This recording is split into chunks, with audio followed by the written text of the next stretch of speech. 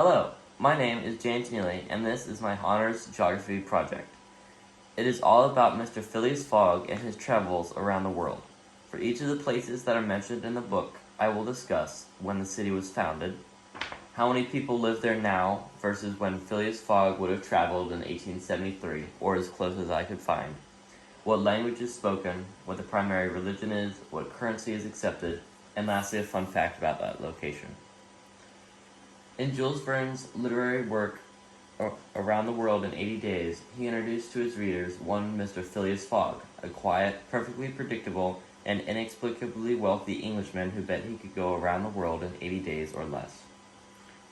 The starting location was his home in London, England, more specifically the Reform Club, where he made the wager.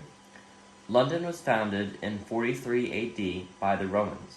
While its original name was Londinium, it was later changed in 60 AD to London. In the most recent census, in 2011, just under 8.2 million people lived in London, while in 1871, 2 years before Phileas Fogg's fictional adventure, about 3.8 million people inhabited London. Unsurprisingly, the most common language is English, the most popular religion is Christianity, followed by atheism in popularity. The national currency is the pound sterling, which is worth more than the US dollar. An interesting fact about London is that to be a black cab driver, you have to memorize every street in London. The second city that Phileas Fogg stopped in and stayed for an appreciable amount of time was Suez, now known as Cairo, Egypt. Suez was founded in 2000 BC by King Menes. However, it wasn't called Suez until 969 AD. In 2017, the most recent census, 19.3 million people called Cairo home, and in 1882, the closest I could get to 1873, 347,000 people lived there. The primary language of Egypt is Arabic. The primary religion in Egypt is Sunni Muslim, at about 90% of the population, with the remaining 10% being Christians. The national currency is the Egyptian pound, worth about 4% of a US dollar. A fun fact, especially if you're hungry, is that Cairo has the world's largest food court at 41,000 square meters, or about 440,000 square feet. This third city that Phileas Fogg visited was Bombay, now known as Mumbai. Apparently the city was a trading hub as far back as 1000 BC, and it is unknown who founded it. Sometime around 2020, the population of Mumbai was 20 million people. I struggled to find an exact population for when Phileas Fogg visited. The most accurate figure I could find was from 1849, when the population was above 500,000. The official language of Mumbai is Marathi. However, most Indians speak Hindi. The vast majority of Indians, around 95%, are Hindus. The national currency in India is the rupee, which is about 1.25% the value of a US dollar. Although the world's most expensive privately owned house is here at a whopping 400,000 square feet, valued at around $1 billion. After trekking across the Indian subcontinent, Fogg arrived in Calcutta, now known as Kolkata. It is not known when Calcutta was founded nor who founded it.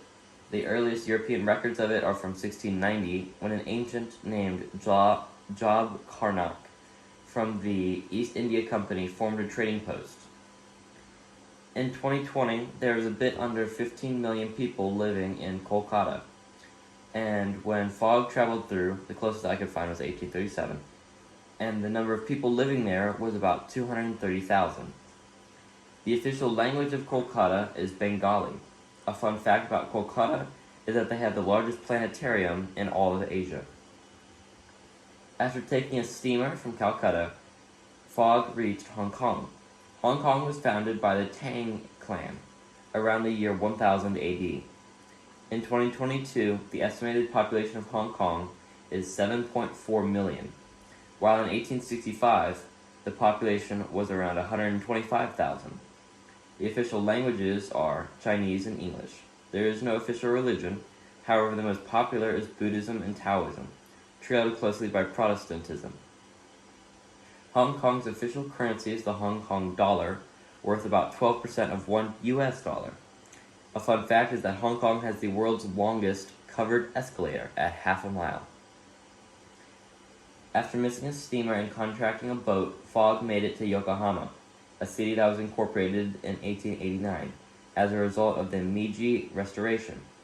The population of Yokohama in 2020 was 3.8 million people, while in 1890 the population was just over 70,000. The official language is unsurprising, it's Japanese. Interestingly, the amount of people who believe in Shinto is 69%. However, about 67% of people also believe in Buddhism, meaning that most people follow multiple religions. Something that surprised me was that the Japanese currency, the yen, is worth 0.7% of a US dollar. Also, Yokohama is home to the largest port in all of Japan. After steaming across the vast Pacific Ocean, Fogg arrived in San Francisco. It was founded on June 29, 1776, a mere 5 days before the signing of the Declaration of Independence. In 2020, the population of San Francisco was around 4.75 million, while in 1873, the population was about 170,000. The official language is English, and in San Francisco, the majority of people are Christian, followed by a group that believes in no particular faith. For San Francisco, I found 2 facts very interesting. One being that fortune cookies originated here, and also in San Francisco, the Fogg has a social media account named Carl and has thousands of followers, and no, I did not make that up. After using the Transcontinental Railroad and a quote-unquote land boat, Fogg arrived in NYC. New York City was founded in either 1623 or 1624 by the Dutch. In 2022, the population is 18.7 million, while in 1870, the population was 1.44 million. The official language, once again, is English. Around 62% of New York City's population is Catholic, followed closely by Judaism.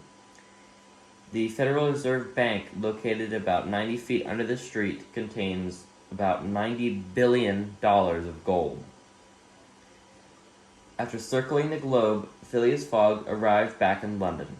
I won't spoil if he made it back in time or not. However, I just thought I'd end the presentation with another fun fact about London. The iconic red tourist buses of London haven't always been red. They were colored red by a company that hoped to stand out amongst the competition. Here are my MLA citations. Hope you enjoyed the presentation about Phileas Fogg.